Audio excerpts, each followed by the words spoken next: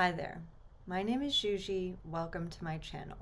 This space is for everyone and anyone who is interested in exploring self-development and relationships through the human design system.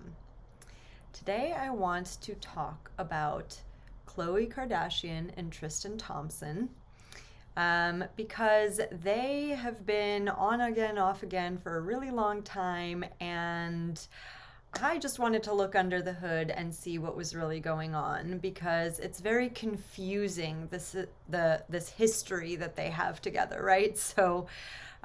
It seems like Khloe is this massive pushover in the eyes of the world because he is like a serial cheater, basically, and has even fathered children with women that he had trysts with. Tristan, trysts. That's funny. And I just wanted to see what was going on. And I was going to seriously put money on the fact that Khloe is an open spleen, but that's why you never guess, because she has accurate birth time and I ran her chart. And she is a 4-6 single definition emotional manifesting generator with splenic definition. So had to take note of that. But I did, check it out. I'm actually looking at her chart right now. And one of the things that I wanted to explore is her openness. That's what I initially thought this was going to be about, but I actually want to start with her profile because Khloe, like I said, is a 4-6. And as a fourth line, it's really all about this bonding strategy of confidant or not, right? So once somebody is in your network as a fourth line, it's really hard to let them go, whether that's a lover or a friend or a colleague. You really want those streams of opportunity. Fourth line is called the opportunist. You want those streams of opportunity to be open and flowing. And Khloe was even talking about this in one of the last episodes of The Kardashians that I watched on Hulu, is that once people are in the fold, they're in for life. The Kardashians are like the mafia. That you're blood in, blood out, which is such a fourth line thing to say, right? But there is sort of a slogan for the fourth line, which is don't leave your lover until you have another lover. And it seems that she just can't seem to line up that next guy. And so she keeps defaulting back to this person, even though he's hurt her, even though he's humiliated her. I mean, I personally don't think that women should take on the humiliation of the bad behavior of others, but the way that we're conditioned, it feels really like we feel responsible for not being able to keep our man or whatever. And that when we let them back in, it's a sign of weakness. I mean, that's what everybody, kind of keeps questioning is why would you give somebody an endless amount of opportunity to worm their way back into your life, especially when it comes to children? So this new, piece of information that hit the stratosphere is that they're going to have another child together via surrogate, and everybody's just sort of blown away by this because of their history of stuff. Anyway, so the openness that I really wanted to talk about in Khloe's chart is, the primary dilemma, which is the open ego. But then the next most impactful open center in the chart is the open G center. Now, Khloe also has an open head and an open ajna, which is pretty common. About 70% of us have that open, myself included. And so, that's really all about like the way your mind filters information and the way that, you can think about a lot of things that don't actually matter, and the open ajna that wants to be very certain. These are pretty universal themes. But the open ego is all about wanting to prove, right? Because the ego is associated with willpower, and it is associated with a sense of worthiness. And so the mind filters this openness by trying to compensate for this space in the chart. And I think that she's trying to prove to herself, to others, and even to Tristan in a way that she is worthy of him sticking around.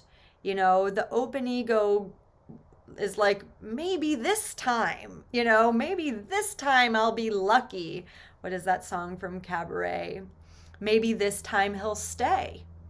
That's the line. So it's kind of like this endless amount of hope that she has. In fact, what am I going to look at now? Yeah, her motivation is fear. So that's a little bit off kilter at this point. So it's really, I feel like this open ego is really trying to prove to herself and to everybody else that this can work. Trying to prove that through a baby is pretty extreme, especially a baby had through surrogacy. That's obviously they have all the money in the world to spend on whatever they want to spend it on. And so, this is quite an investment on her end in terms of continuing to build a family with this person who hasn't really shown themselves very family oriented, if you will. I mean, that's actually not what she says. She says that he's a great dad. And I totally understand this idea of wanting to have a continuation of that at no matter what the cost, because it seems to me that the cost is her self-esteem. Like, she's trying to prove, and then the only thing that's really happening is that her worthiness is continuing to take a hit over and over and over again. And we've all experienced this, I feel like, whether you have a defined ego or not, there's always this sense of when something in a relationship doesn't go our way, it kind of, you get knocked down. She's no longer in her third line phase as a 4-6, so she may be still very attached to the third line process, even though she's firmly on the roof at this point in the tripart life of a 6-line being. But that third line can really hang on for long periods of time. I mean, we saw her make mistake after mistake with men in the past. And then, we come to the open G center, which is all about love and direction and feeling lost in your life and always kind of depending on other people to take you in your direction. And so once you feel like you have a direction with somebody, once you feel like they're in your network as a fourth line, once you feel like, you have something to prove to somebody and other people, it is really, really hard to let go. Really, really difficult to stave off what sort of this, like, I don't know, dumpster fire of a relationship looks like. I mean, she was talking on the last episode when she found out about Tristan's, child from another woman. She was like, I was having so much anxiety, I fainted. Like, somebody caused you that much pain that your body literally passed out, and you're like, yeah, baby daddy, let's go. Sounds like a plan to me. So yeah, this open G is real. And The reason I'm not talking too much about Tristan is because unfortunately there's no birth time for him. And there are parts of the day on his birthday that he does have a defined G. So if I was a betting woman, I would put money on the fact that he does have a defined G, and that is one of the main reasons why she continues to pursue him or to try to make this work. And the other thing that I noted is that he is a non sacral being. So, for the first part of the day, he's an emotional manifester. And for the second part of the day, he's an emotional projector. So, either way, they're both emotional beings.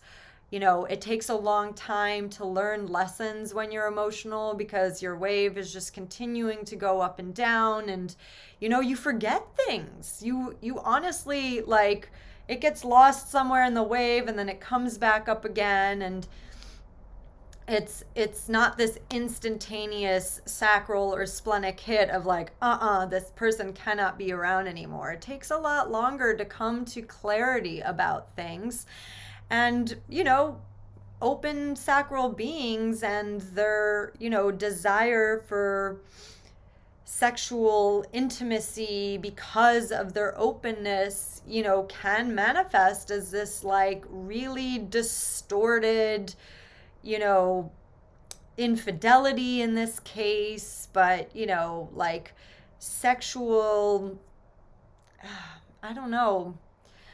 I don't want to give open sacrals a bad rap. It's not like they have sex problems, all of them. It's just that we all want what we can't have, right? So if you have an open sacral, which is the source of life and sexuality, and then you are surrounded by all of this sacral energy because 70% of the population is sacral, then it's always like chasing one sacral after another. It's like never enough in a way. Not knowing when enough is the not self theme of the open sacral being. So, not knowing when enough is enough with sex can lead to, dilemmas. Let's just put it that way.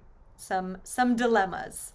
So this is all, there's always more that I could say, but these are the basics of what I observe with Khloe and Tristan. I really just wanted to understand a little bit deeper because, she just seems like such a fun, such a sweet, such a, like, she's hilarious. She's the funniest one out of all of them, I believe.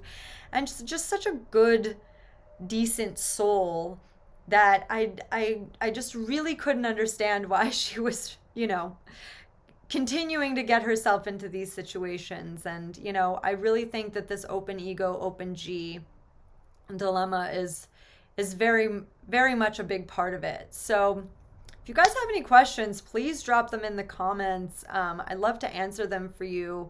There's so many moving parts here, but I feel like I gave you guys a nice little taste. If you like this video, please hit the like and subscribe to my channel. You can also follow me on Instagram at HDbyZ and find me at my website. Link will be in the show notes. There you can see that I offer individual human design readings, relationship mentorship, and I also run a community for conscious women. So I'd love to hear from you. Please get in touch with me. See you next time.